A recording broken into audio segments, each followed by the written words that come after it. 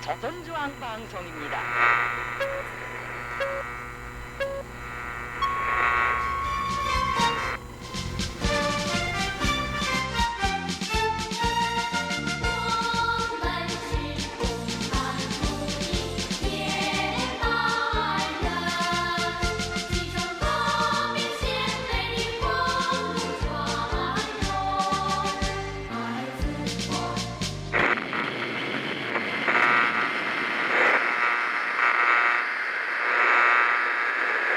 Okay, so welcome to the Pioneer Podcast. My name is Gareth Johnson, and today I'll be talking to ex-Premier League superstar Dave Kitson, but not about football. We're going to be concentrating more on travel. So for any of you that are familiar with the Pioneer Podcast, you'll know that the first half is the freebie, and the second half is where we get a bit more juicy. So if you want to subscribe, it costs less than 10 cents a day. You could do it either from the link in the bio or look at our website, ypt.life, to subscribe. So, hello and welcome, Dave Kitson. How you doing, guys? Okay? Pretty good. And yourself? Wonderful. Oh, and I forgot to mention, as always, we've got Justin Martell with us from New York. Hello, Justin. Hello, Justin. Hello, Justin. Okay, so Dave, again, thanks for coming on the show with us. Now, I don't have that many ex-Premier League superstars in my friends book, but you're one of them. How do we know each other? Well, you're being over generous with the superstar part of it. Yeah, I was, as being an insomniac, I tend to read, and no offense, but you know, the more obscure things I can read in the middle of the night, the better, because I just, there's mainstream media, which is all well and good, but then there's stuff off the beaten track, which is where I just love the kind of, and you only seem to find it in the middle of the night. It's like there's a conspiracy going on. They don't really want you to see it. And I just found an article about you and about the company arranging tours to well-known places, but less well-traveled, North Korea, etc. And that is so far up my street, it's not funny. And I read the whole thing, and I went off on a little, excursion to find out your name, who you are, what you do, and then I found you and contacted you with nothing really to say other than hello and I want to be in your circle. I remember it very well. I remember seeing you follow me on Facebook. On Instagram, and thinking, yeah, there was a footballer with that name.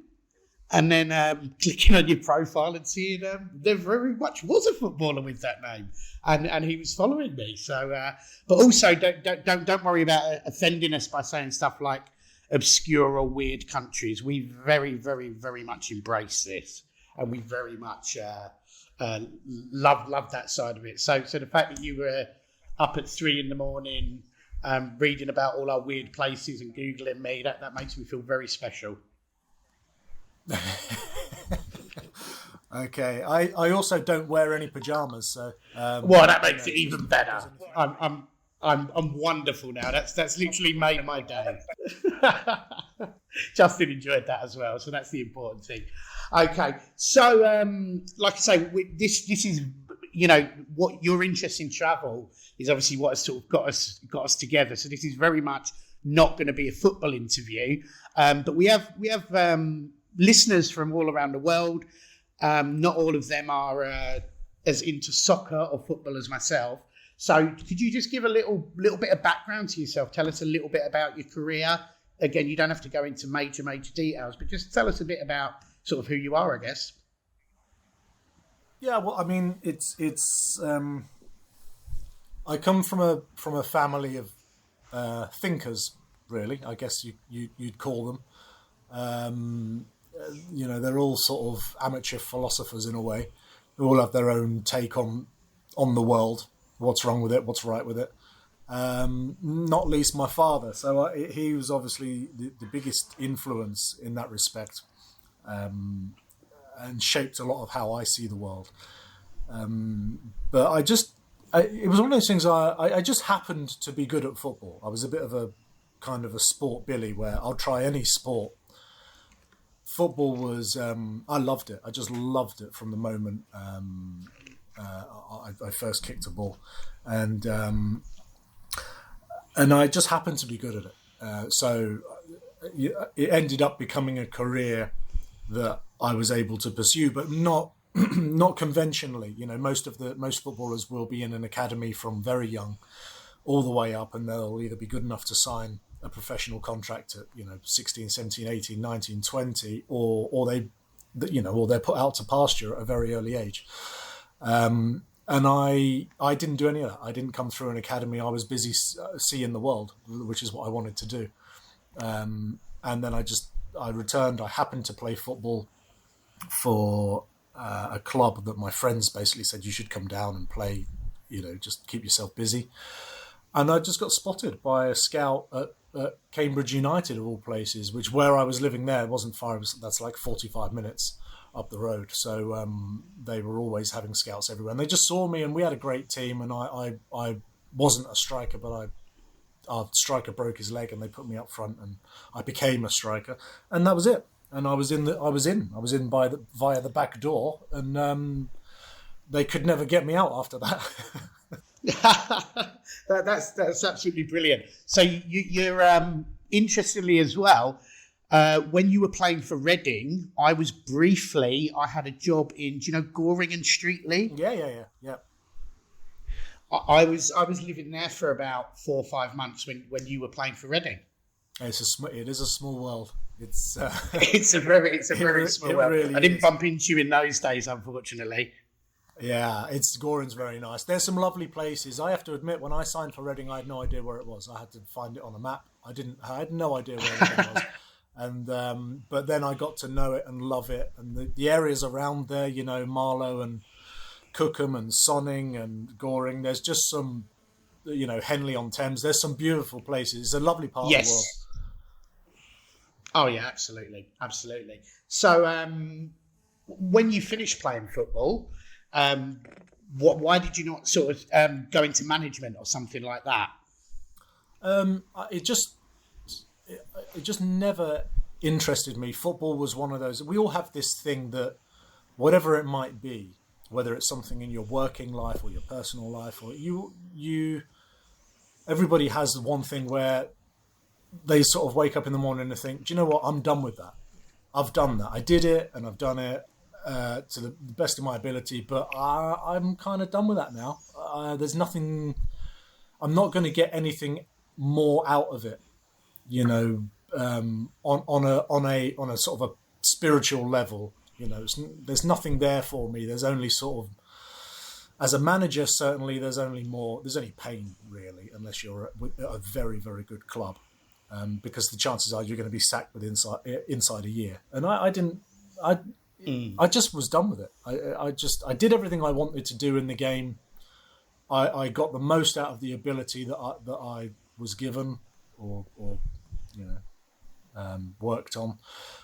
And I had no desire to stay in the game. It's not a nice industry, to be honest. Playing is great, but everything else is tied for some of the worst things in the world in terms of having a job as a footballer.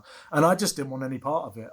I hate having a boss, whether that's a chairman, a manager, or more and more fans really becoming, saying what they think. And I really don't care what people think. That's not, even though, I see it quite a lot. People come onto my Instagram profile and they want to tell me exactly what they think of me. And I just think, you know what? This would be magnified by 100 if I was still in the game. I just don't need it. I don't need it coming into my house, and I'm done with it. I just want to leave it behind.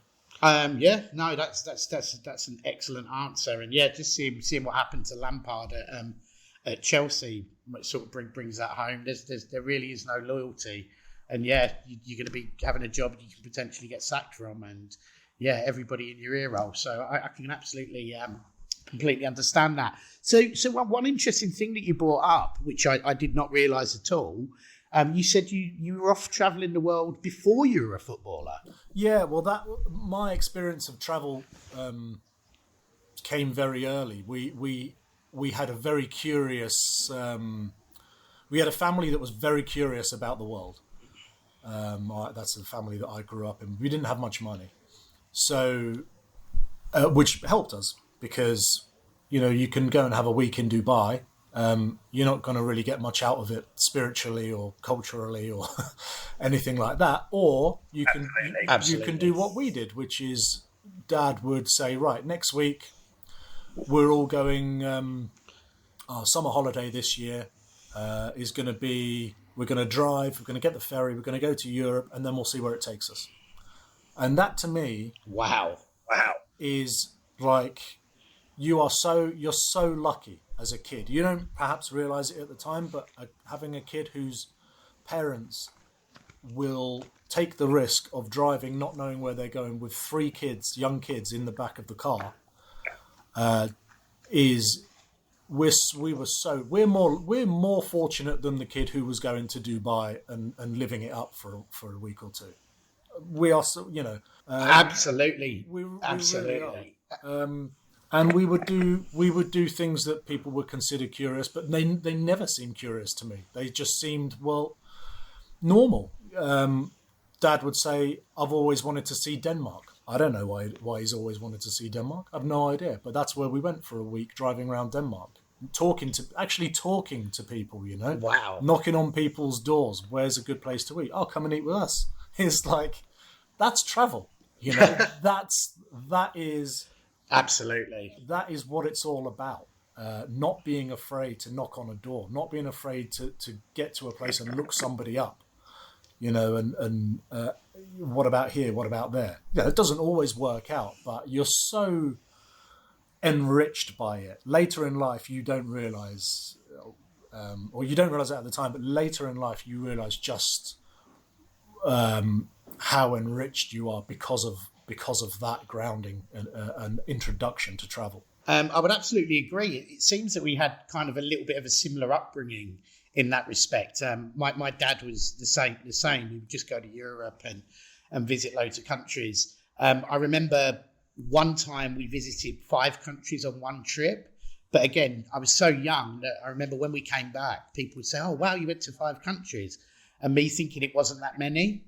Just because I was a kid, I was like, what's the big deal? So it is funny how you really don't appreciate it at the time, I think. Yeah, no, but later on, you realise how enriched it's made you.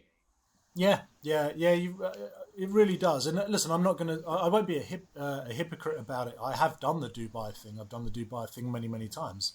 The reason for that really is being a footballer, you only get 6 weeks off. And there are some places you're not allowed to, they won't let you travel very far. And once you have kids and you need guaranteed sun and all that kind of stuff. But I always juxtapose it with, right, guys, get in the car. We're not sitting in the hotel today. We're driving up into the mountains. I don't know where we're going, but that's what we're doing. And you just have to do that. I want them to have the same experience. My kids are very fortunate in the fact that I had a job which was well paid, and I can show them both sides of that coin. But I also believe kids really don't mind where they go. They really don't mind. It's about the adventure with kids, and we've had just as good times, if not better, going to Sweden for a week and staying on a lake and doing things that you wouldn't normally do, as opposed to going to a nice hotel in Dubai, where pretty much everything is planned out and done for you, and you're just really there because of the sun and the nice big swimming pool and the beach, which has its place. But I know which one I prefer. Absolutely, absolutely. So that kind of leads me in perfectly to the next question as well. So I was going to ask about that, like what kind of travel did you do as a player? And it's great you brought up Dubai, because that's kind of the first place I always think of when I think of football players travelling. But were there any other? Did you go on tour anywhere interesting, or was there any sort of standout moments? I can't remember if you played in Europe or not. If you forgive me. But yeah, what kind of travelling did you do as a player that was interesting at all? Well, I mean, it's very difficult because you'll hear this a lot from people who travel for their work, particularly if they're of a sporting background. Everyone has said this at some point or another. Yeah, we went to this amazing place.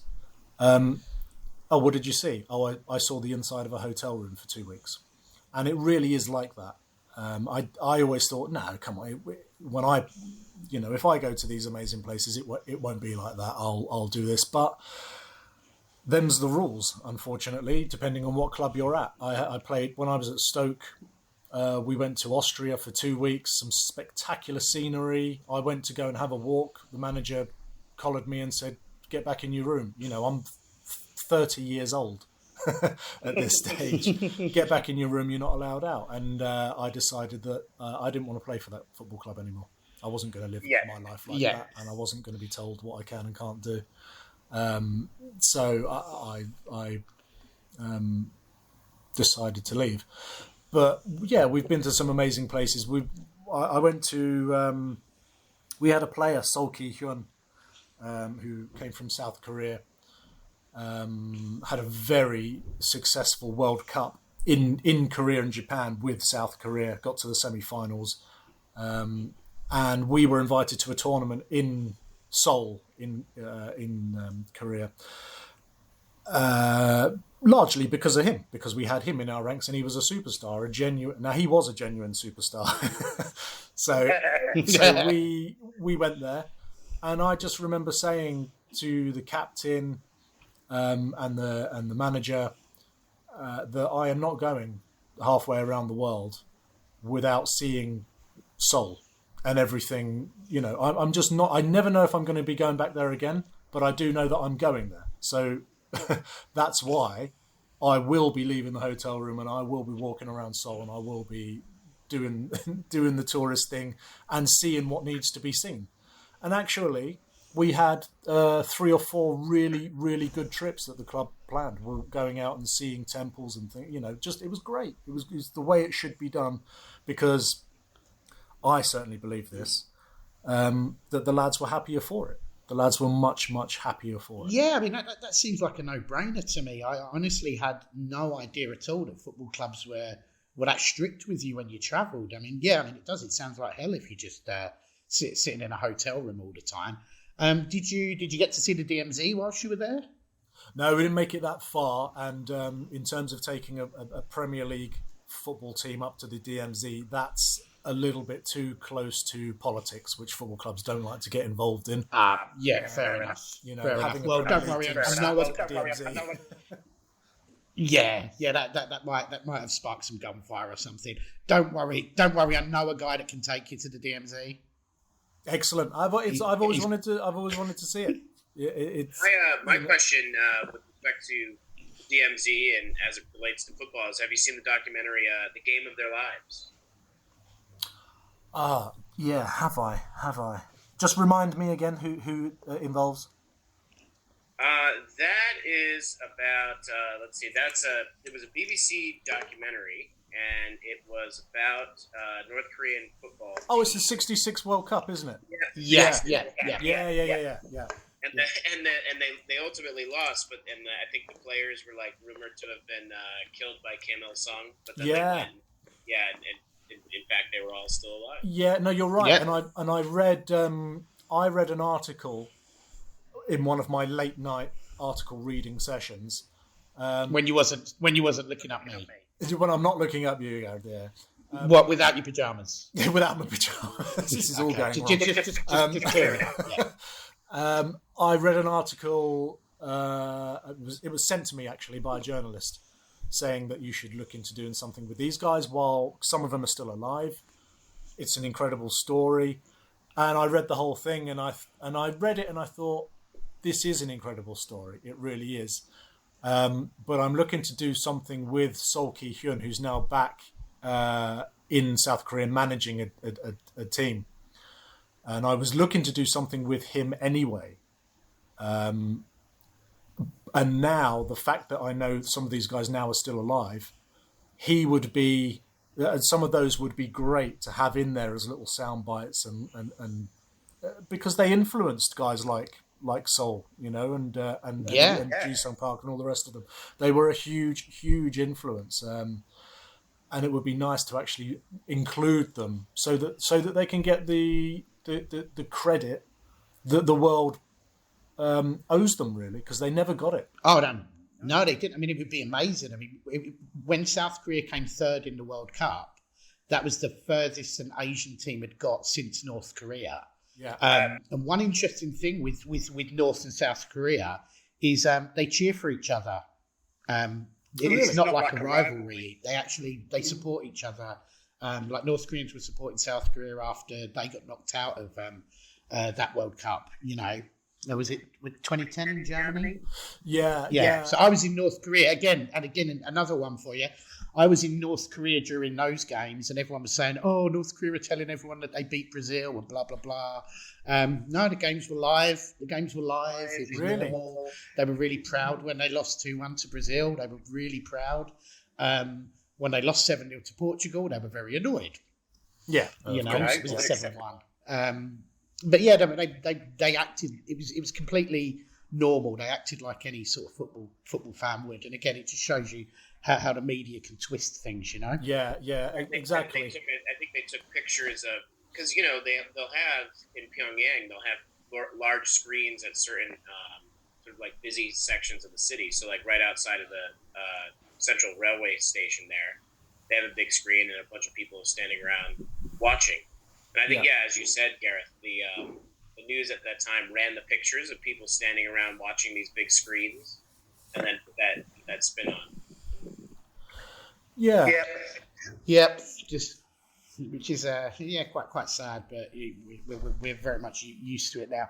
So, you did a TV show, right? Has that come out yet, or is that still waiting to come out? No, that's the first episode that I filmed was in Iceland, but that was literally a month before COVID really hit Europe in a big way, and everything was locked down. So we got that in the can, the Iceland episode. The whole thing was supposed to be filmed that year, taking in Ecuador, South Korea, Turkey, South Africa, the US and Iceland, and one or two others. And we got as far as Iceland, and we chose Iceland to do the pilot because it's not very far really from where we are in the UK. Everybody speaks English there, so if we had any problems initially, any teething problems, it wasn't really going to be turn into a big problem. I know a disproportionate amount of Icelandic people for one reason and another, and lastly, it looks spectacular on film. It looks it's just an incredible country. Absolutely, yeah. And so unfortunately, so COVID's as it has done with lots of things, has kind of jumped in and ruined a lot of stuff. But so that's still in the works, and that's something that people could look out for at some point. Yes. Yeah, absolutely. It's still there. The production company are obliged. We'll call it obliged to film it. Basically, they've signed a deal and they've paid their money and they want what they paid for. But the world is where it is at the moment. It is really, really frustrating. Yes, we all have to do this. I know there are people in worse situations. It doesn't mean that it's any less frustrating, because essentially this is going to be 2 years out of our life, and you don't get long on this planet. Yeah, no, absolutely. But could you didn't mention, but I really think our listeners would love it. Could you tell us the concept of your TV show? Because I think this is absolutely brilliant, and nobody has done it before. Yeah, that's the reason I don't want to tell you. Okay. All right, so I'll shut up then. Well, because there's two things here. One is a legal thing, which is I'm not allowed to tell you anyway, because of all the NDAs and the contracts that have been signed with the production company. And the second thing is, I've been waking up been working on this for 5 years, and I've been waking up every morning expecting to see it either in the paper, in a newspaper, by some other footballer who's done it. And every morning where I don't see it, I just count my lucky stars, because it's such a no-brainer that it will be done, and I just have to believe that it's going to be done by me. Okay, well, we've got confidence in you. I'm just going to say to our listeners, I'm not allowed to share the secret, unfortunately, but I can tell you it's a bloody good idea. So when you see a travel show by Dave Kitson coming out at some point, watch it.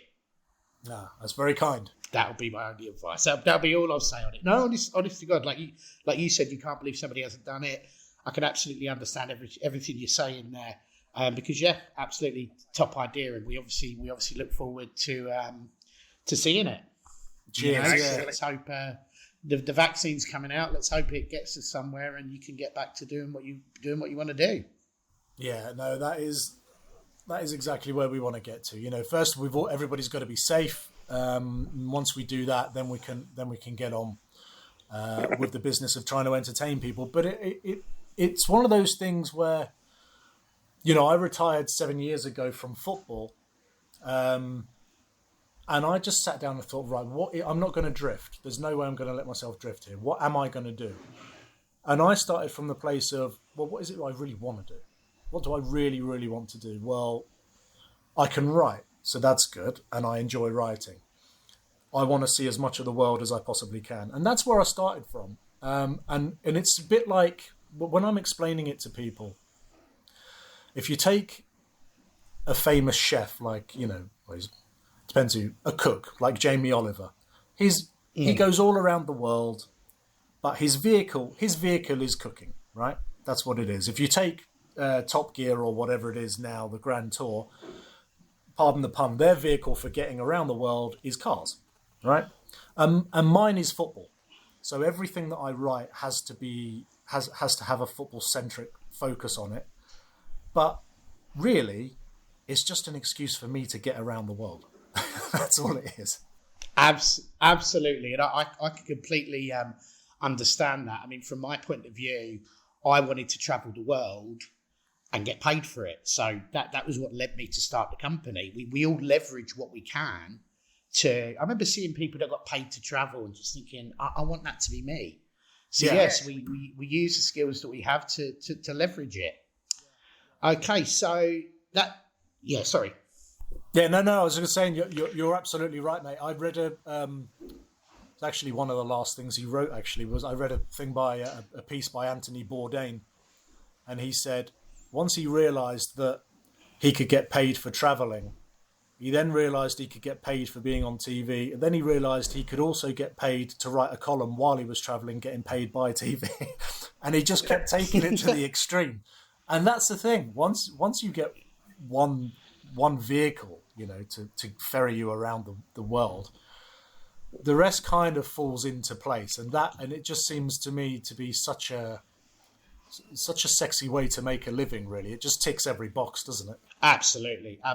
And speaking of ticking every box, we have literally just got to the halfway point of the show. So this is where we say goodbye to all you freeloaders, and we carry on for our subscribers. So if you would like to subscribe, if you check the link connected to this podcast, you can join there, or you can join on ypt.life. And in part 2, I'm going to get Dave Kitson to tell me a secret.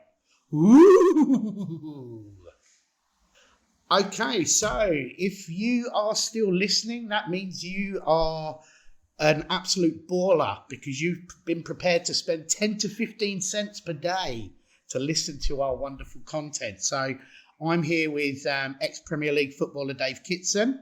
We're going into part 2, and we're going to try and take it up a gear and talk about some more interesting stuff. So, Dave, we've learnt that you are a weirdo, much like myself and Justin. Yep. And you like to go to strange places, and you like to get fairly off the beaten track, which is obviously what we're all about. So I want to ask you. Okay, so I'll tell you one thing. I remember I was in Transnistria one time, and a car stopped, and they asked us, "What are you doing here?" We said, "We're tourists," and the locals shrugged and said, "Why would you come here?" So this moves me on perfectly to my question for you. And we get asked this all the time when we tell people where we go for our holidays and stuff. Why do you like weird countries? Why do you not want to be that stereotypical Premier League player and go and hang out in the Caribbean or go into Dubai and stuff like that? Why do you want to go to other places? Well, look, I think the first thing to say is, I'm fortunate enough to have people who have nice houses in and perhaps nice boats in nice places, right? And I'm fully prepared to take advantage of them when the invite comes, right? That's not a problem. So I kind of think, well, look, that will take care of itself. If that's there, if and when I need it, or if that invite ever materializes, I'm not going to pay for it, is the point. But you see so much of it. You see, if it's all over Instagram, isn't it? If I see another picture of a girl's hot dog legs on a beach, I'm going to throw my phone. I saw New Zealand released. Have you seen New Zealand's tourism, their latest tourism push? I haven't. No, is it good? Yeah. Well, it's they basically said, if you come into New Zealand, please don't take the pictures that everyone is expecting you to take. And it's quite funny, there's a park ranger going around arresting people for for taking those shots that you see everywhere, like a woman, those ones where the woman is reaching behind her and she's holding the hand of her husband who's holding the camera and she's pulling him along to. It's been done. Yeah. Right, if you're listening, it's been done. Think outside of the box, and that's basically what New Zealand is saying. There's I think quite not a serious message, but quite a thoughtful message, which is, you come into these amazing places and you're doing the cliched things, and you look like a dick. And it's got to stop. We've all got our own free will. We've all got our own brains. We can all create when we need to create. Think outside of the box. Don't be like the herd. And that's the same. And that really, in a nutshell, is why I like to see different countries. Think outside of the box. Don't be a part of the herd. I want to see the stuff. Yeah, I do enjoy when you send me those random articles, or I send you random articles about these weird places. Yeah, I just love it. I've got, it's become a bit of a saying, and it's terrible. It's a terrible saying, but it's just something that I find myself saying a lot. I'll just be sat, whatever, in my favourite chair, reading and just absorbing whatever I can about the world. My wife will be doing whatever she's doing, but she'll be in earshot. And the amount of times I'll see something that I don't know about, that I've never seen before and never heard about until that very moment. And I'll say to her, God, the things you don't know about.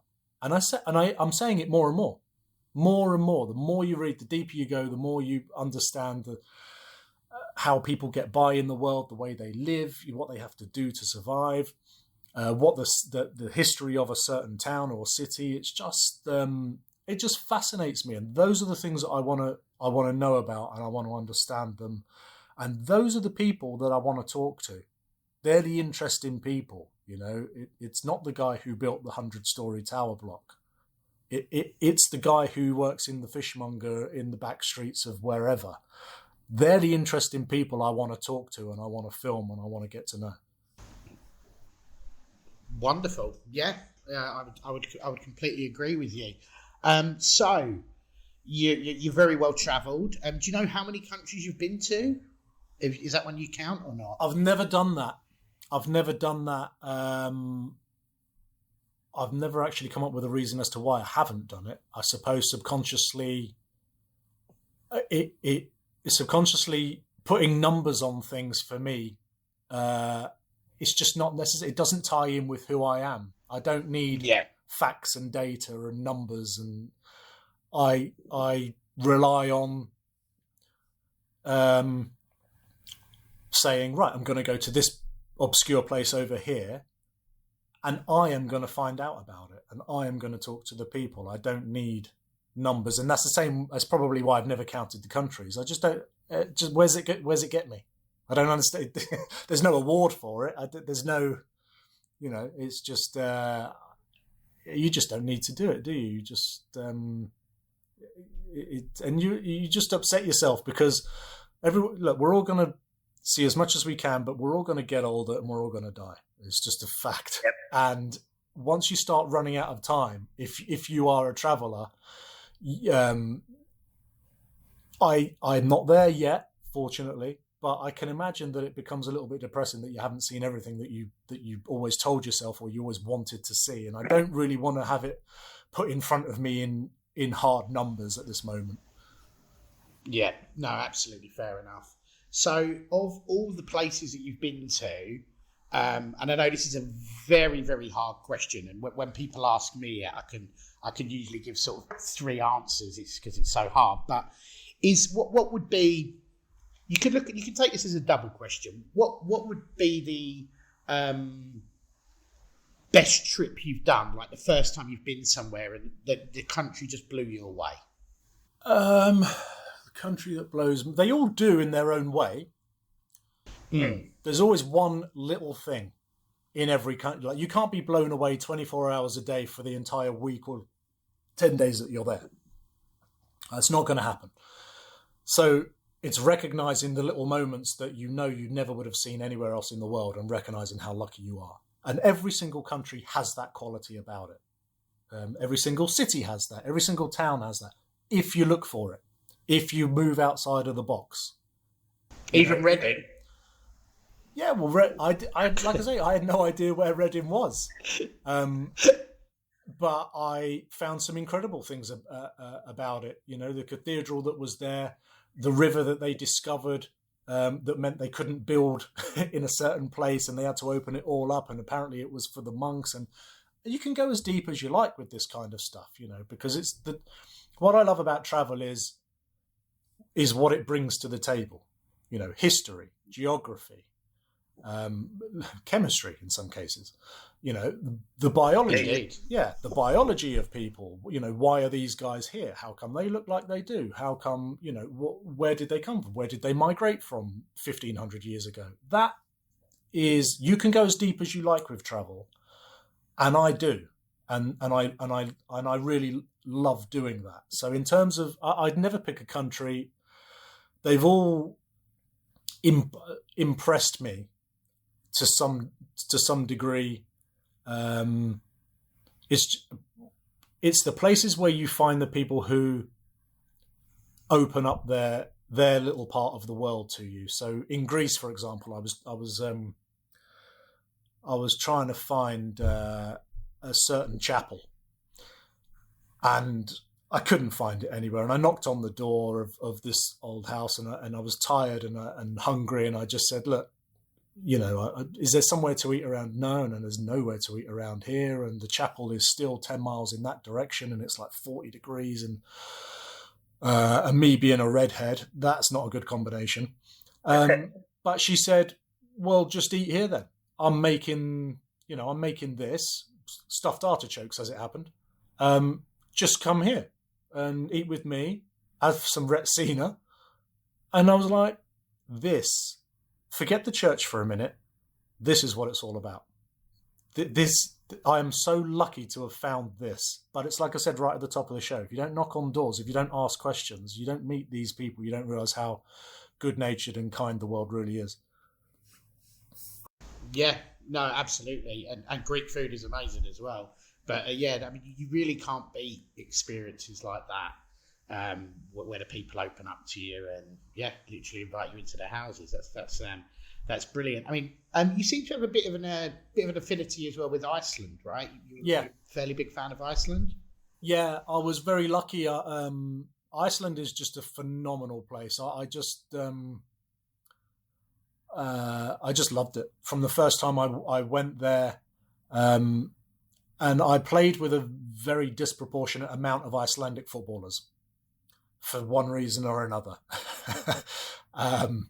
So I've kept in contact with pretty much everyone that I want to keep in contact with, and I've kept in contact with all the Icelandic players. And I went to the east coast of Iceland. So the east coast of Iceland really only has one volcano, where the west side has pretty much all of the volcanic activity.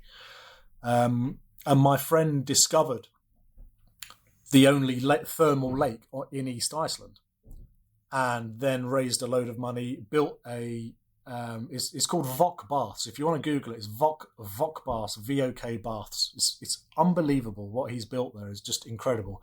But there's 2,000 people in this town, and it costs something like 3-4 million quid. And I said, well, how there's no direct flights from Reykjavik to Elgerstor where they are.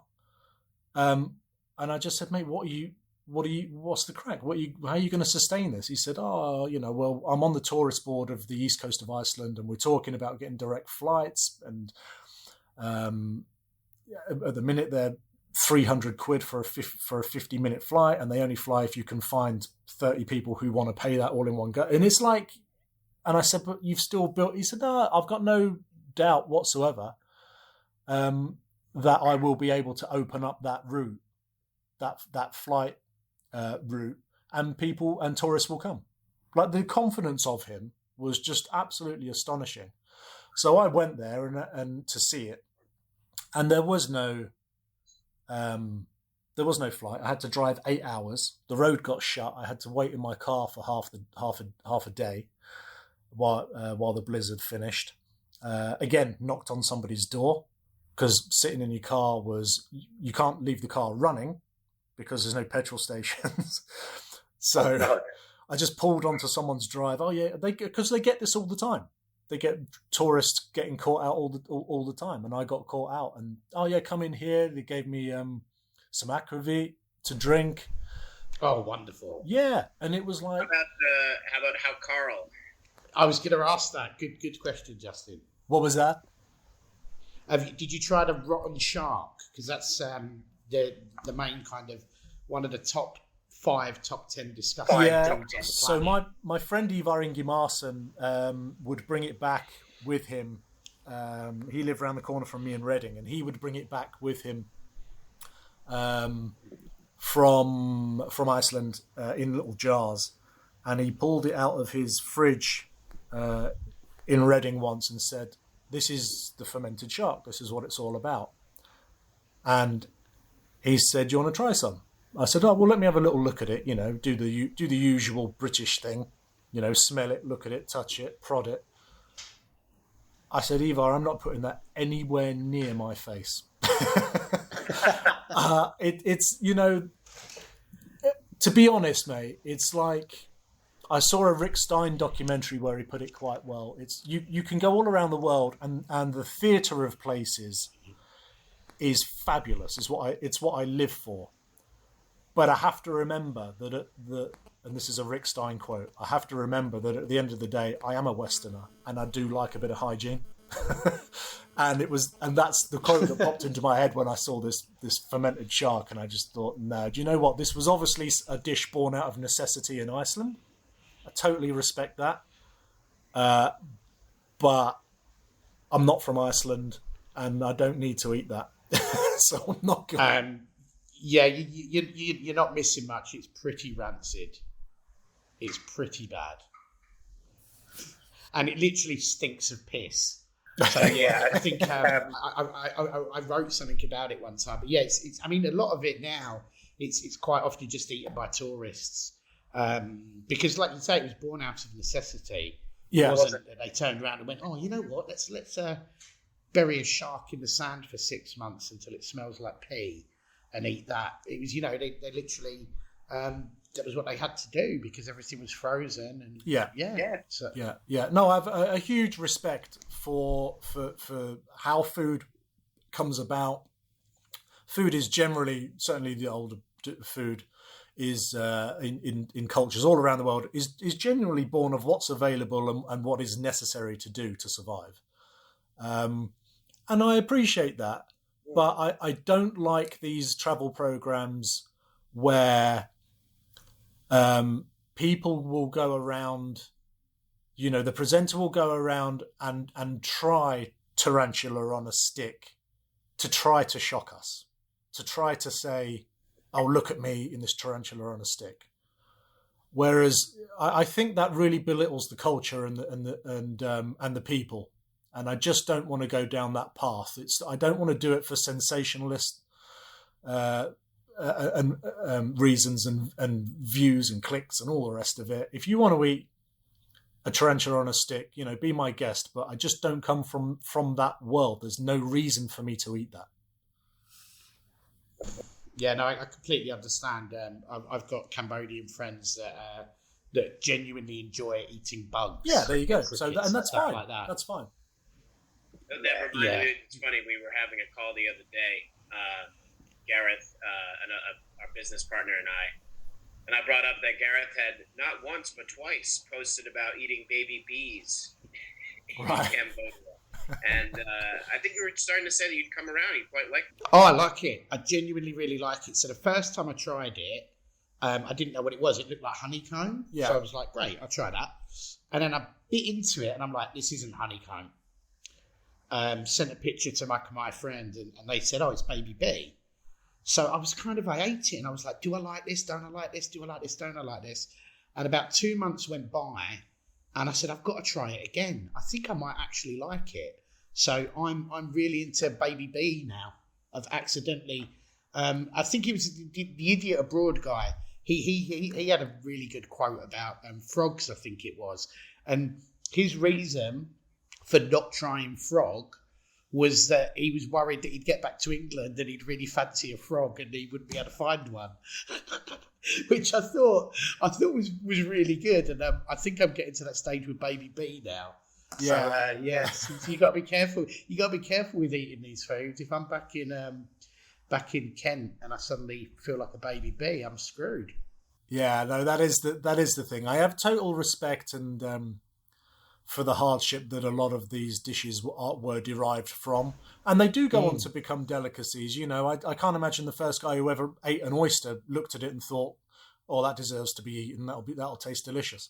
But I think it's one of these things that they begin to become foods that you end up craving in a weird way, which is absolutely fine. And believe me, I've tried my share of the weird and wonderful, but it's genuinely what that town is famous for, and the other things that were born out of hardship need to be respected for the civilizations that totally depended on them. And I'm just not in that bracket. In terms of the weird and wonderful, and not trying things for sensational purposes or just strictly on camera, what is something that you had that would fall into that category that you legitimately enjoyed? What I really enjoyed, I went to Rome, and Rome for me is the king of offal, and I'd never had offal before. And I'd always wanted to try it. Really good offal. And the first, we went to a real night, like a restaurant you could die in, like the back streets where the rules don't apply to these guys in terms of when they can shut, what they can serve. But the people who are really in the know are in there. That's what I like. The place is a shithole, but the people who really know about food are in this place. And the offal comes out, and it doesn't smell too clever, and it's in a piquant tomato sauce, and everyone around the table's looking at me going, And I've even got an Italian sat with me saying, "You'll probably have 2 mouthfuls of this." And I said, "Look, it doesn't matter. I've always wanted to try it." I finished it. It wasn't mind blowing. It was perfectly nice. The next day, I had the biggest craving to go back there and have it again. And it's exactly what you said about the bees. It's just something about these types of foods that you try them, your brain gets his cognitive shit together, and begins telling receptors that, oh, actually, you know what, I could get on board with this, and then it becomes something that you just crave. And when I go back to Rome, that is all I will be eating. I'd love it. I absolutely love it. And for our listeners, what is that exactly? Offal is the bits inside of generally a cow, so stomach lining, the esophagus, all these kind of things, all cut up and generally sort of fried and sautéed in a sauce. In Rome, it's been there for thousands of years. It's been a staple for thousands of years in a piquant tomato sauce. It's a dish which is probably 4,000 or 5,000 years old. You've got to wash the stomach lining really, really, really well because the bacteria in it can do you some serious harm. But you can never really get rid of the smell. The smell is always there. But it just becomes one of those things, these dishes, they don't survive for 5,000 years unless there's something to them. Absolutely. No, I mean, that sounds really good. I would very much be up for trying that. So tell us about, so what's the idea with Travelling Baller? Yeah, so my Instagram profile is just, it's just Dave Kitson 12, and I just post pictures on there of my footballing career, really, and a few other bits and pieces, because for reasons that escape me, some people like seeing it. And you can, and also as well, which I've sort of come to understand a little bit, is that you can provide a document for whoever needs it. In this case, like my kids, they can look back. I don't have anything of my father, of his life before he had me. There's nothing, and social media in that respect is really good for creating and providing a document for people who need it.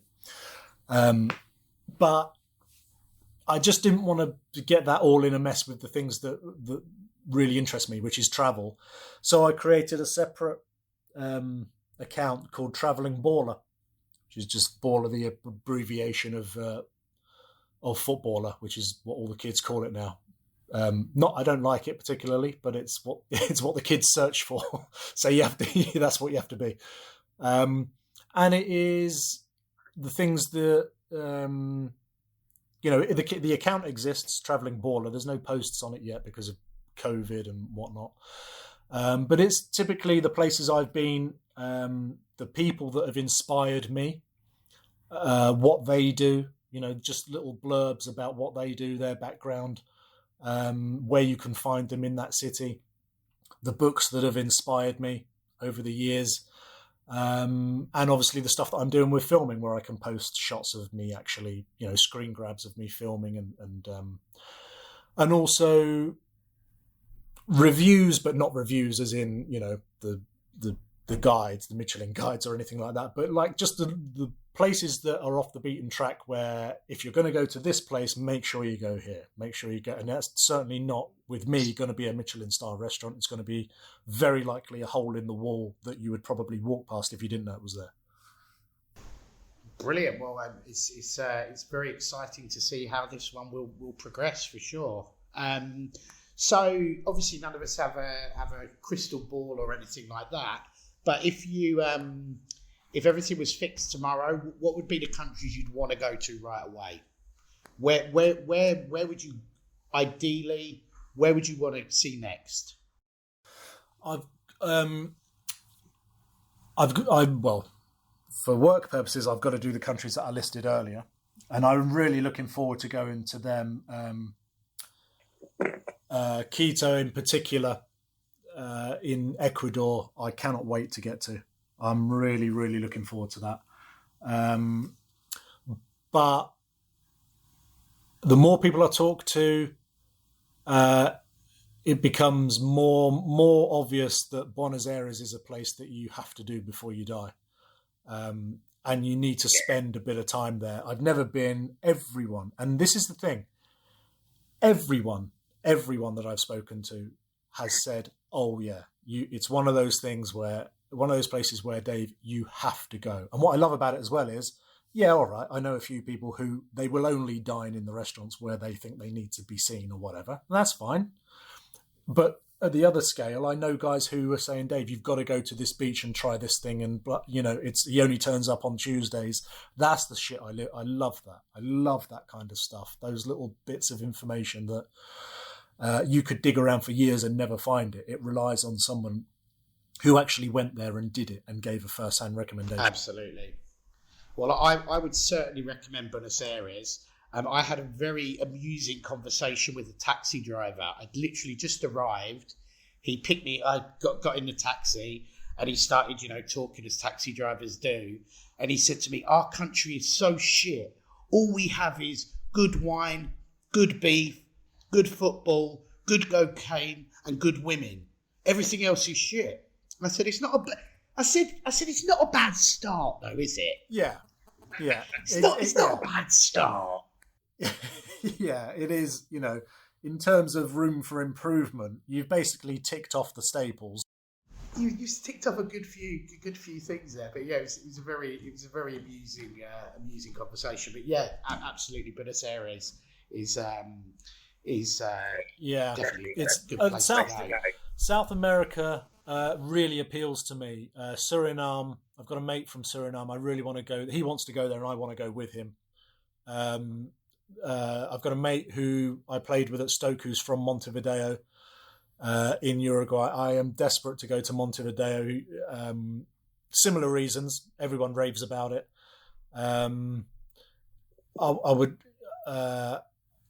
There's a lot of South America that I would really that I need to tick off, that I need to get down to. I watched a film last night, City of God. Yes. Right. Yeah.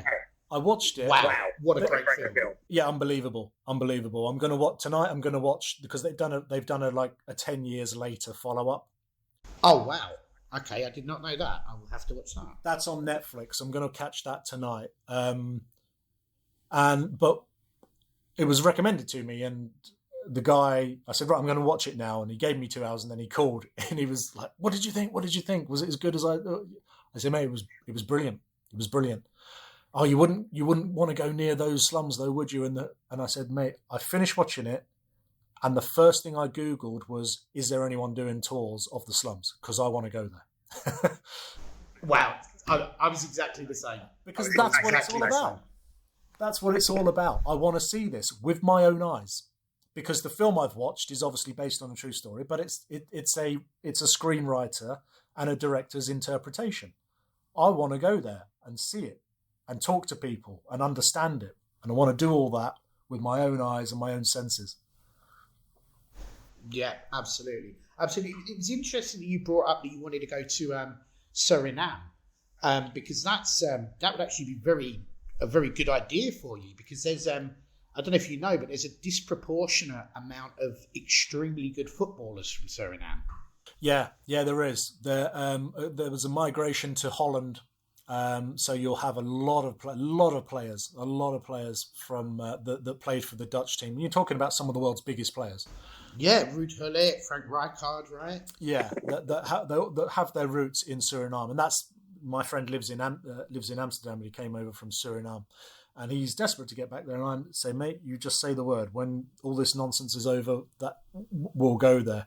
And similar in when I was doing my research, which was a happy find, I was talking to my friend over in Ecuador, and he comes from the Chota Valley, and the Chota Valley is where a lot of African slaves came and they were put into the Chotter Valley, which was a hard existence, really, really hard to eke a living out there. And they're still largely looked down upon by the country, and it was reflected for years and years in the makeup of their football team. What they discovered was that actually these guys are brilliant at football, and they all were playing football. And it's now the case where the Chotter Valley has produced more international footballers per square kilometre than any other place on earth, which is unbelievable. And those are the little facts that when I hear something like that, I've got to go there. I have to go there. It becomes a mission for me. Yeah, no, I can completely understand that. You said, where was the picture that you sent me of that football pitch that was out in the ocean? There was one in Thailand that I sent you. Yeah. There was two, wasn't there? There was one in Thailand, I know for sure, and the other one may have been somewhere like Norway, but I can't remember off the top of my head. I know one of them was Thailand. Yeah. I mean, again, once you sent that picture, it was very much again somewhere where I want to go and tick off the list. But it is this whole travelling baller thing. I mean, you've got some really good angles here, I think. Yeah, it is. It's just going to give me the brilliant thing with social media, for all its flaws, is it does give us our own mini TV station that we can broadcast within reason, whatever we want, what reflects us, who we are and what we enjoy. And if we're lucky, people will be interested in what we have to say. And you'll do it in a way that doesn't patronise, it educates, and it brings people together. That's the sort of, without getting kind of mushy about it, that's what I would hope to achieve. If you ask me, what do you hope to achieve with the Travelling Baller? It's, well, I just want people to be as excited about the places and the people as I am about them. And you will find like-minded people. That's the beauty with social media, that you are open to the world, and you will find people who share the same loves and beliefs and whatever as you. But it's trying also to impact the people who perhaps have a very insular view of the world, and with everything that's happened in this country, certainly with Brexit and COVID. I don't like the idea of being alone. I like the idea of being a part of something. I voted Remain. The closer we are to each other, I believe, the better we are as human beings. I don't like this isolationist utopia that certain Brexiteers have basically flooded right-wing propaganda with. It's just bullshit. I don't think it advances us as human race in any way, shape, or form. Gaz? I would completely agree with you on that one. Absolutely. Okay, so when it comes to the places that YPT do, that my company does, what would be if I was to say to you tomorrow, you can go on any one of my trips, what would be the one place that you would fancy? North Korea, I've got to do. I've really got to do North Korea, but I've got this kind of slightly mini obsession with actually meeting the big man, which is easier said than done. But if Dennis Rodman can do it, we must be able to do it. But yeah, those places just fascinate me. Yeah, exactly. And I saw a documentary. We spoke about this. I saw a documentary that Michael Palin did, a brilliant documentary for the BBC, where I could not believe A, the access, and B, what I saw.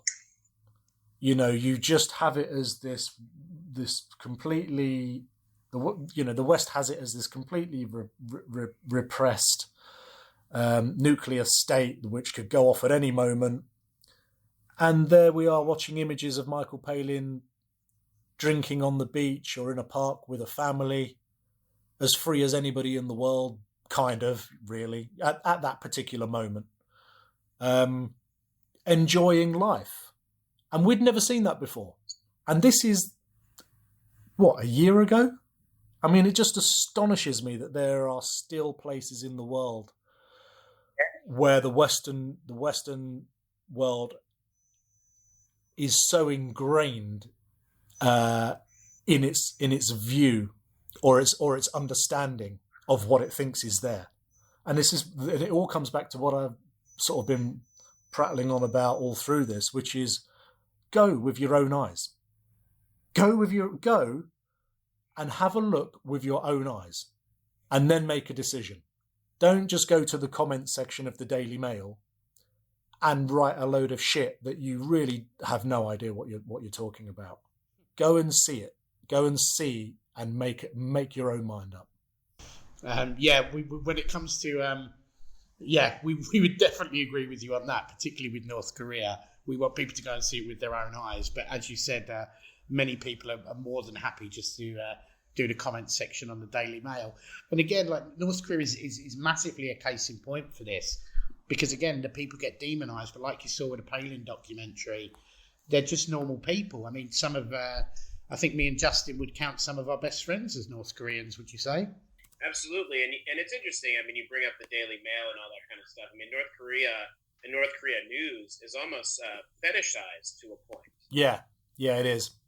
Yeah, it's actually a fetish for people to think that they want to read about, people being thrown into work camps or Kim Jong-un killing his ex-girlfriend or things like that. And when you're just talking about watching Michael Palin and seeing him interact with people, I get into these conversations with people when we talk about North Korea, and I'm like, well, have you been to South Korea? And they're like, oh, well, yes. Well, they're the same people. They've been separated for less than a century. Yeah. You know what I mean? And that was actually my observation. I actually went to the North first, and then I went to the South. And while there is obviously a lot of difference there, my main observation was actually how the similarities between the two. Yeah, absolutely. You there is no, if you feel compelled to talk about something, then you have to know it and understand it. You can't just put out a throwaway comment. It's just utterly ridiculous. It just doesn't make any sense to me at all. I read some of this crap and just think, you've probably never been 10 square miles out of where you live, and yet you feel compelled to talk about this place you know nothing about that's on the other side of the world. Oh yeah, I don't know how much more time you have, but yeah, I have a great story about that. I was actually I spent many years working on a reality TV show for MTV, which, for the purposes of this podcast, shall remain nameless. But I was at we were out filming, and we were in Delaware. Hey, I'm in Delaware. We were in Delaware, and we were eating at an Indian buffet, actually.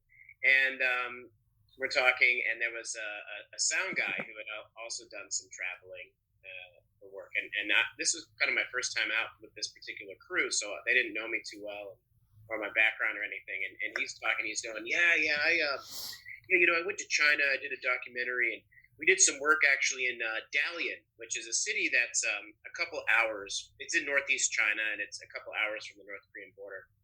And he's going, you can go from there, and you can go to Dandong, which is the city that's the main border city with North Korea. And they have all the North Koreans have all these fake buildings built up on the other side, and blah, blah, blah. And I was down at the other end of the table, and I go, that's not true, man. I actually lived in Dandong. And why would the North Koreans have fake buildings there? To impress the Chinese, whose real buildings on the other side are much bigger? That doesn't make any sense. And this guy literally just looks at me for maybe about 20 seconds. And everybody at the table looks at me for about 20 seconds. And then he just goes, yeah, so anyway, the North Koreans had all these fake buildings, and everybody pivoted back to him, and then he just dominated the discussion. Nobody wanted to to actually probe any further into what I had to say about it. It was fascinating. Yeah, it is. Yeah. It's because, people have a subconscious bias to what it is they want to hear, which is generally smut and shit and and that's what they want to hear. And people who tell who practice bullshit for a living are only too happy to serve it up because it makes them feel they don't have to go to these places. They can just bullshit about it and have people eating out of the palm of their hand. But it's wicked when you catch them out. I have to say, it's one of my little enjoyments in life. There was a certain amount of satisfaction there. Yeah. It's great. And the other place, guys, was Berta World that I really want to go to as well. Yes, that really interests me. Because we've spoken about that a lot, and I'm reading. I haven't got around to reading it yet, but it's on my pile of books, of which there are always about 10 on my bedside cabinet, and it's gradually moving its way to the top. But that is a place that really interests me. From the little information I can get on it, it does sound like an amazing place with some real characters who genuinely believe that they own it. Exactly. It's great that you brought that up because the podcast we did this morning or last night for Justin's time was with the author of the book that you bought. So we spent this morning talking about Berta Will, and it's genuinely one of the most fascinating places I've ever been to. But again, it's the whole wider story of all these crazy people that claim it and stuff like that really make it interesting. Yeah, absolutely. It's and I quite like that. I love being out of my comfort zone, as you can probably tell, and I don't mind either. And if it gets, I was in Tunisia a few years ago, and we checked into a hotel on the. It was a holiday, so we checked into a hotel on the beach, and the guy said to us, "Look," and this is a typical, looks great on the website and everything else. The little bit that they don't tell you is, for God's sake, don't leave the hotel and go out into the street. Now, the moment he said that, I made a plan for leaving the hotel and going out onto the street. So I dressed down, desperately trying not to be a 6'3" with red hair, and went out. I have to say, it's probably the most scared I've ever been. Oh wow! But I came back because my wife stayed back at the hotel, and I came back. And she said, "What was it like?" I said, "Honestly, I thought it was going to go very, very badly wrong, but it was absolutely thrilling." I loved it. I absolutely, that was my overriding thing. I'm so glad I did that. Yes, I'm very grateful I wasn't killed or kidnapped or anything like that. But now that I'm not, I can look back and say, you know what? That was really genuinely thrilling to do. And I love stuff like that. Well, I definitely hope we can take you to Berta Will then, because that will be a thrilling time if it was anything like the last time anyway, which you will find out once you've read the book. Okay, so we're getting. I've taken up an awfully long amount of your Sunday now, so we'll start bringing things to a close. So I've got one last question for you. Can you tell me a secret? Do you asked me about this, and it's I can't think of any. I don't really go out of my way to keep secrets. And I actually had a mate the other day who told me a secret about another guy's wife. Oh. And I just said, mate, you cannot. I don't want to know. I don't want these secrets. I'm not good with them. They come out of me, right? I'm not good with them. Please don't entrust me with your secrets. So pretty much everything that I've ever done, which it would be most other people's secrets, is already out there in the public domain. And because I just get rid of them, I don't accumulate secrets. I just get rid of them. Well, as they say, three may keep a secret if two of them are dead. So. Yeah, that is exactly it. That's exactly it. Okay. Well, I can completely understand that. I think I should try and have less secrets. Maybe I would do better. I might take some of your advice on that. Okay, so thank you for coming on today. It's been a really fascinating chat. It's gone on longer than I expected because you're very interesting, Mr. Travelling Baller. I don't know. I talk a lot. I'm not sure if I'm interesting. But thanks for having me on, guys. It's been great, and I'm really hopeful we can all get together sooner rather than later. Let's hope so. I would certainly think we'd all enjoy having a beer together, and hopefully we'd do it in some crazy place somewhere, maybe Tuvalu or North Korea, or funnily enough, Bertha Sudan have just allowed alcohol. So you've timed it well. All right, so thanks very much. This has been the Pioneer Podcast. If you've got this far, then you're already a subscriber.